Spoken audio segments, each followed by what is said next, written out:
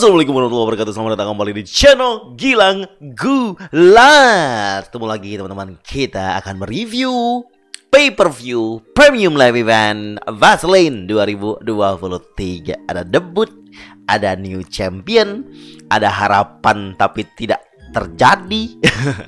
Ya, ada kekecewaan, ada kesenangan juga menonton Fastlane tahun ini guys ya. Kita akan bahas lengkap di Gulat Review.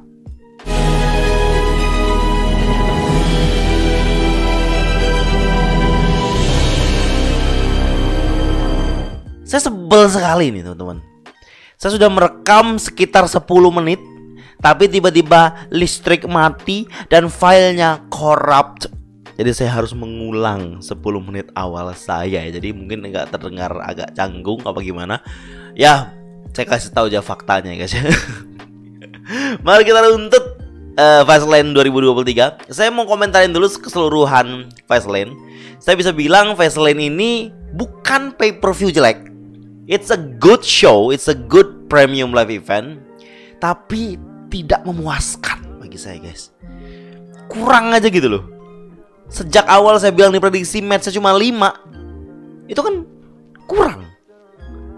Terus juga ekspektasi kita sejak opening, ternyata main event tidak ada cash in. Itu kurang.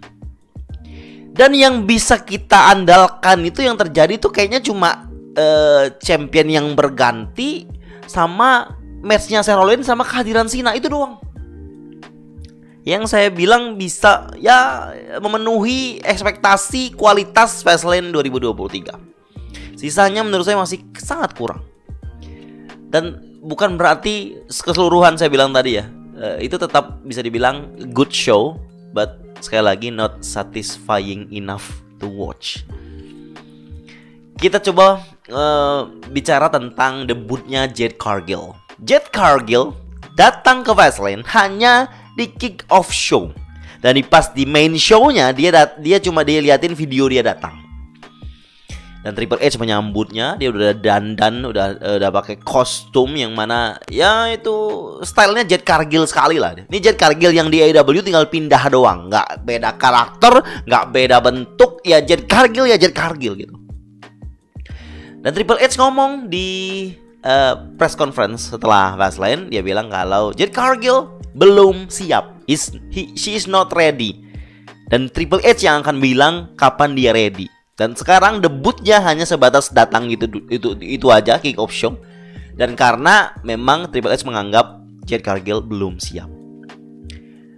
Karena memang kita butuh seorang pegulat baru, walaupun dia udah punya nama besar itu. Kadang butuh penyesuaian dulu, adaptasi. Dan pastinya berarti Triple H secara tidak langsung menganggap AEW itu semua orang yang dari sana itu tidak cukup ready untuk bisa masuk WWE. Itu secara tersirat guys berarti. Ini Jade Cargill ini TBS champion longest loh. Dia dominasi semuanya loh. Kurang apa coba poinnya? Kurang apa coba pembuktian potensinya? Tapi once again WWE punya standar mereka sendiri dan mereka menganggap Jade Cargill tidak siap. Dan ketika dia siap, dia pasti akan didebutkan. Tapi kali ini perkenalan dulu untuk naikin hype untuk Jade Cargill. Jadi di Fastlane dia tidak apa-apa, datang doang pakai mobil disambut Triple H, udah selesai. Saya kira penyambutan di kick off show akan ada imbasnya di main event show, main show-nya. Tapi ternyata tidak guys. And that's it. Perkenalan WWE untuk Jade Cargill. Kita langsung masuk ke match pertama guys ya. Match yang di luar ekspektasi semuanya. Ya ada juga yang ekspektasi ya, tapi saya sama sekali tidak ekspektasi ada new champion di match ini. Seperti sebelumnya saya mereview, saya tidak akan membahas detail karena saya anggap semua teman-teman yang nonton review ini pasti sudah nonton match dan juga full Fastlane 2023. Kalau belum juga ngapain anda di sini guys? Undisputed WWE Tag Team Championship Match, Cody Rhodes main event, Jey Uso melawan Judgment Day, Finn Balor dan Mr. Money in the Bank, Damian Priest. Kita dapat champion baru tanpa diduga-duga. Dan saya mau komentarin dulu ya, bagaimana ini untuk efeknya untuk Cody Rhodes. Kita tahu Cody Rhodes ini yang dia idam-idamkan adalah undisputed Universal WWE Champion yang dipegang Roman Reigns. Itu. That's the story to finish. Adalah dapat champion itu. Dan WWE memberikan dia kesempatan bersama ex-rivalnya untuk tag team bersama. Itu sangat saya ragukan mereka bisa menang champion. Makanya saya langsung berpikir Drew McIntyre feud dengan Cody. Terus juga saya berpikir akan ada bantuan yang luar biasa dari Bloodline untuk TJD. Pikiran saya gitu. But no, WWE punya plan baru kalau saya bilang ya untuk Cody Rhodes. Dia angkat dulu Cody Rhodes dengan champion biar lebih kental nih feudnya dengan TJD. Dan mungkin jadi kesempatan untuk divisi tag team mengincar champion dari Cody dan Jay ini yang bukan tag team notabene ya. Karena ketika masih di TJD kayaknya agak susah untuk diincar. Nah sekarang dipegang Cody sama Jay bisa jadi kesempatan itu lebih terbuka kalau saya bilang. Karena saya berpikir Cody dan Jay pegang champion gak akan lama. It's the matter of a story kalau saya bilang untuk titik ini. Karena Cody sooner or later pasti akan fokus untuk mengincar Roman Reigns title. How about TJD? The Judgment Day kehilangan titlenya di match ini karena di ending JD McDonough nggak sengaja mukul koper ke kaki Damian Priest sehingga bikin Cody bisa crossroads ke atas meja komentator, dan ini mengarah ke klimaks ending di mana new champion crowned. Poinnya adalah JD McDonough. Kita tahu selama ini JD McDonough selalu mencoba meyakinkan semua member TJD kalau dia layak masuk TJD melalui Finn Balor juga tentunya, karena JD selalu membantu guys. Kunci kemenangan, saya pernah sering bilang di review dan di watch along, kunci kemenangan TJD adalah JD McDonough. Tapi di Fastlane ini kunci kekalahan itu JD McDonough guys, bukan lagi kunci kemenangan. Oke, kita bisa bilang tidak sengaja ya guys ya. JD McDonough tidak sengaja memukulkan koper ke kakinya Damian Priest. Ya namanya nggak sengaja, mau gimana? Dia juga kaget, Mami kaget, semua kaget di situ. Dan ini akan jadi cerita besar. Kehilangan champion, sebuah cerita, dan membuka prahara yang lebih besar dan fokus untuk saat ini ke tubuhnya Judgment Day. Akan gimana ini JD McDonough dengan Priest? Apakah Finn Balor merelakan JD McDonough gak ikut campur lagi ke TJD, atau Finn Balor membela JD McDonough karena itu gak sengaja? Apakah Priest makin berapi-api untuk marah ke JD? Karena setiap Raw ketemu JD gak pernah senang itu Damian Priest guys. Cuma Damian Priest yang gak pernah senang. Mami masih oke, malah Mami ngundang JD datang ke SmackDown kemarin. Dominic ditemenin JD terus. Finn Balor apalagi dari awal mengincar mentornya JD. Nah Damian Priest ini loh. Dan dengan kekalahan TJD, Zini champion udah gak ada, undisputed. Ini jadi langsung membuka kemungkinan besar kalau pasti cash in. Ditambah lagi Rollins dan Nakamura itu bertanding di ending, and it's last man standing. Pasti akan sangat capek ceritanya, pasti akan sangat epic endingnya. Ketika Rollins kesakitan punggungnya, cash in udah masuk akal banget guys. 80%, 90% saya yakin cash in malam itu di Fastlane. Karena WWE sadar guys, kalau saya bilang semua orang pasti ekspektasi cash in. Terus WWE kasih segmen. Setelah beberapa match, WWE kasih segmen Damian Priest kesakitan kakinya, tapi dia berapi-api pengen tetap cash in malam ini. Terus Mami bilang, kamu kondisinya lagi gak bagus, gak bisa cash in malam ini, takutnya kehilangan tuh koper. Masa dua-duanya kehilangan? Champion sudah kehilangan titlenya tag team, masa koper juga harus kehilangan? Mami gak rela itu. Jadi Mami menahan kopernya biar Damian gak cash in. Dengan segmen itu, ekspektasi saya langsung turun menjadi sekitar 30-20% guys untuk cash in. Makanya saya gak begitu ekspektasi cash in di akhir. Dan benar, WWE memutar video itu, backstage segmen itu, untuk kita nggak usah ekspektasi. Dan memang benar sekali lagi nggak ada cash in.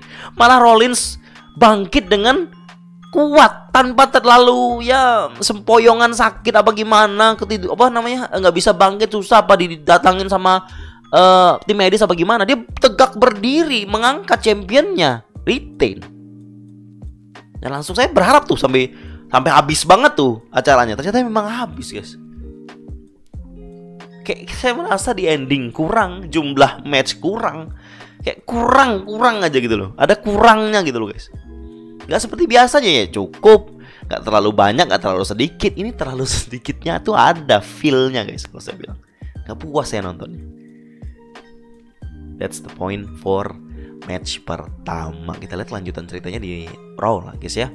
Lanjut lagi adalah The LWO melawan Bobby Lashley, Street Profits ya. Kita tahu LWO kurang satu orang. Dan di episode SmackDown, Mysterio akan menelpon orang tersebut.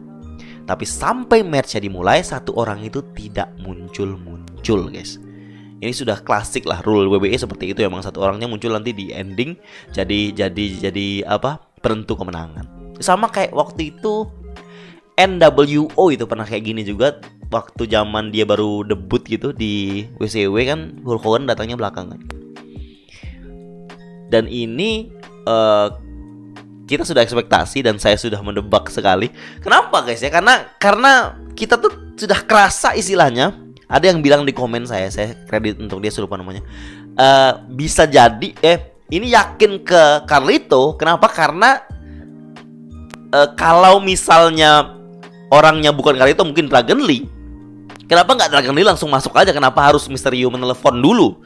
Berarti karena Mysterio menelepon dulu, berarti orang outsider dong, bukan orang yang ada aktif di WWE dong. Berarti ya udah, kemungkinan besarnya Carlito. Dan memang benar, Carlito muncul di bagian klimaks ending. Dominasi ada di tangan Street Profits dan juga Bobby Lashley di sini. Jadi LWO tuh gak bisa berbuat apa-apa, gak bisa berbuat banyak di sini. Santos, Mysterio coba 619 tapi sering gagal. Angelo Dawkins sama Montez Ford selalu bisa mendominasi ganti-gantian. Bobby Lashley juga dari awal sampai pertengahan menjelang ending tuh udah dominasi. Sampai akhirnya Mysterio nggak bisa tag lagi karena Santos Escobar terjatuh di bawah, udah nggak bisa berdiri lagi. Datanglah Carlito.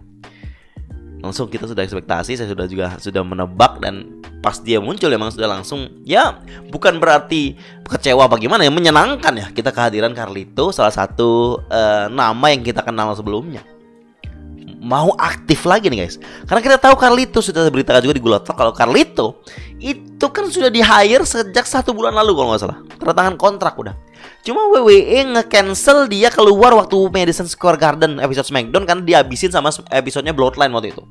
Segmennya Bloodline yang ngabisin waktu 40 menit. Jadi untuk ngeluarin Carlito di situ kayaknya nggak worth it lagi gitu. Carlito menunggu hingga 1 atau 2 bulan lamanya loh, guys, untuk bisa muncul di Fastlane ini. Dan ini spot yang tepat untuk dia. Carlito menang, Carlito jadi kunci kemenangan dan mengunci Montez Ford di sini pinfall setelah dia backstabber gitu. Gerakan pamungkasnya namanya apa saya lupa. Dan ini menjadi kemenangan untuk LWO. Carlito menang.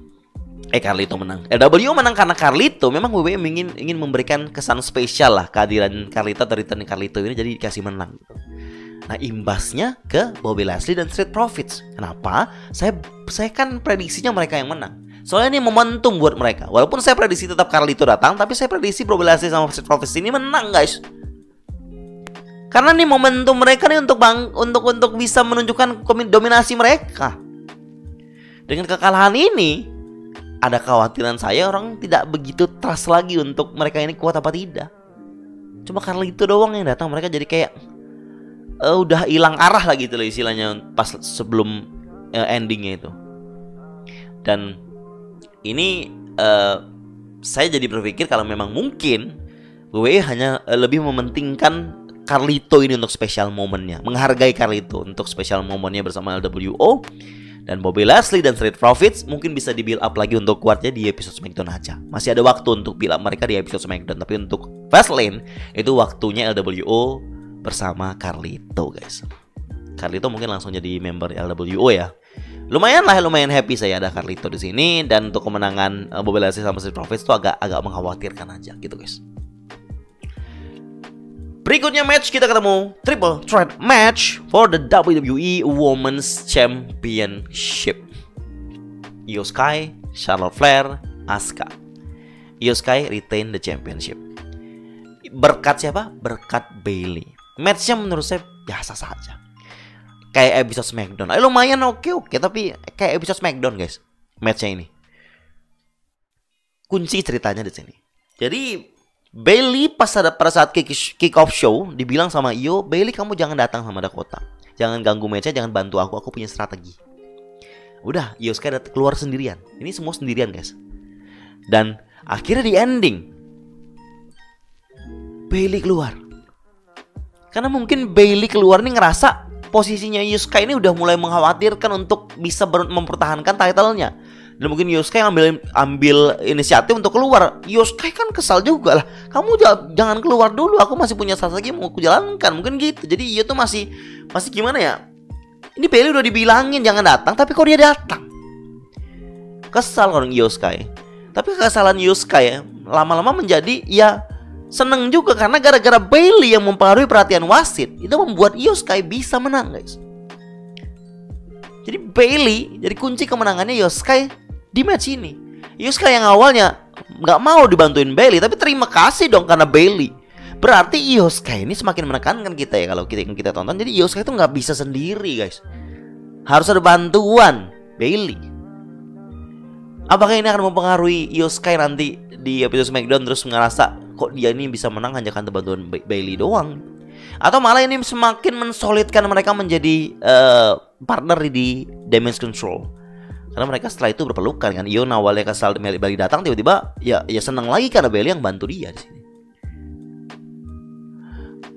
Jadi WWE itu di beberapa minggu sebelumnya ini selalu mentis kita kalau mungkin Io Sky akan marah karena Bayley masih mengontrol dia, dia harus match apa, mengiyakan yang dia belum tentu iya si Io Sky kemarin.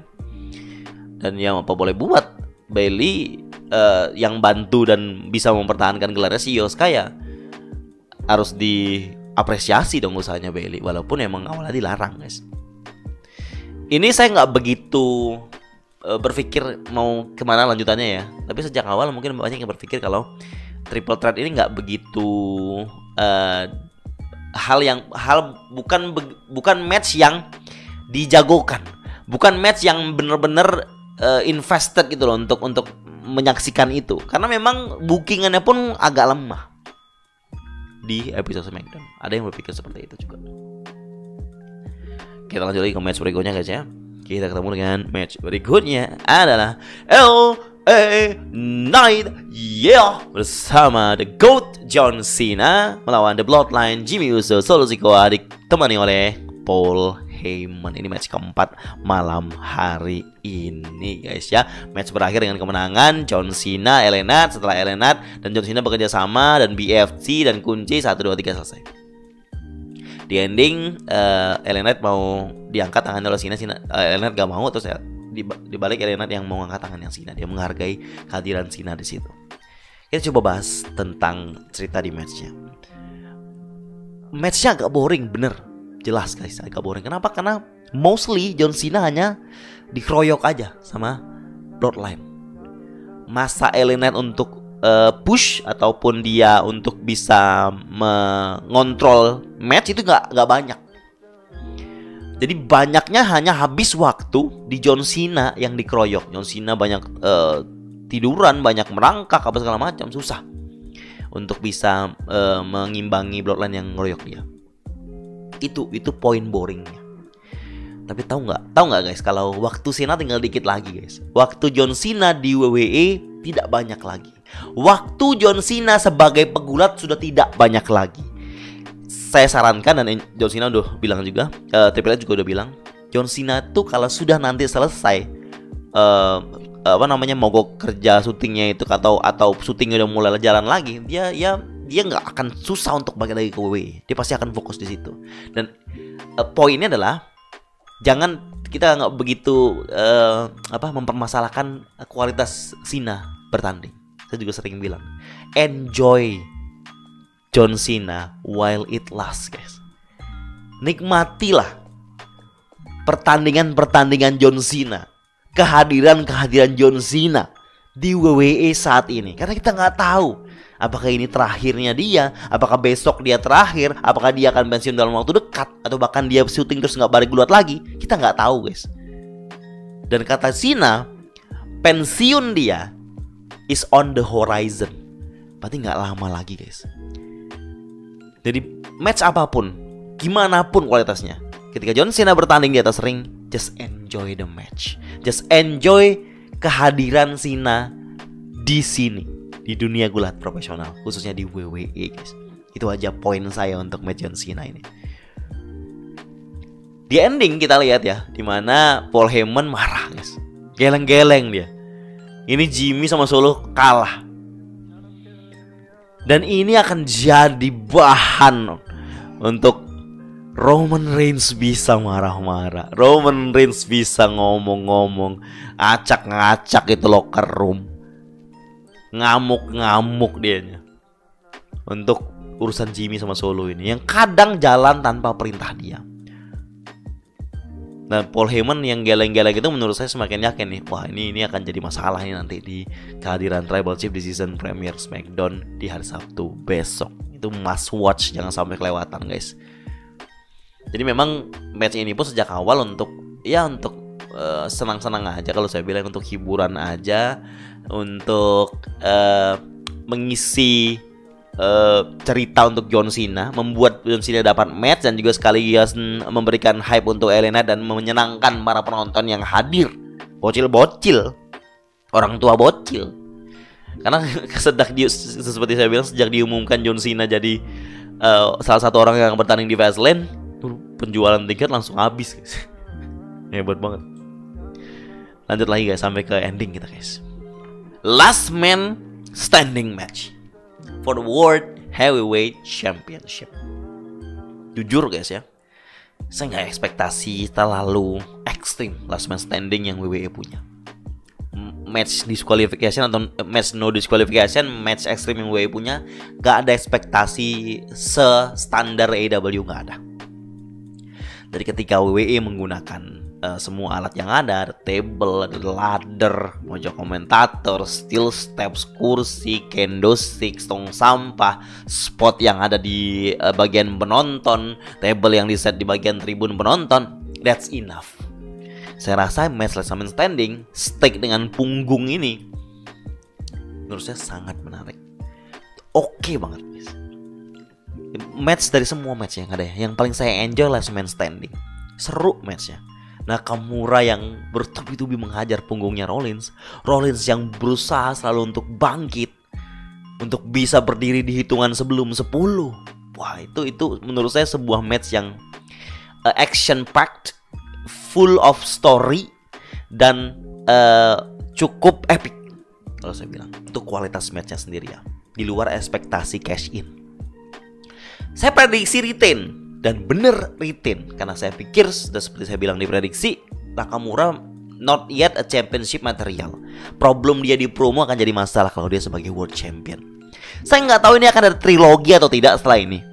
Kita tahu di ending puncaknya Rollins Falcon Arrow ke arah meja yang sudah disiapkan sportnya di atas dekat tribun penonton, dan ini membuat Nakamura nggak bisa bangkit. Rollins bisa bangkit pas hitungan 10.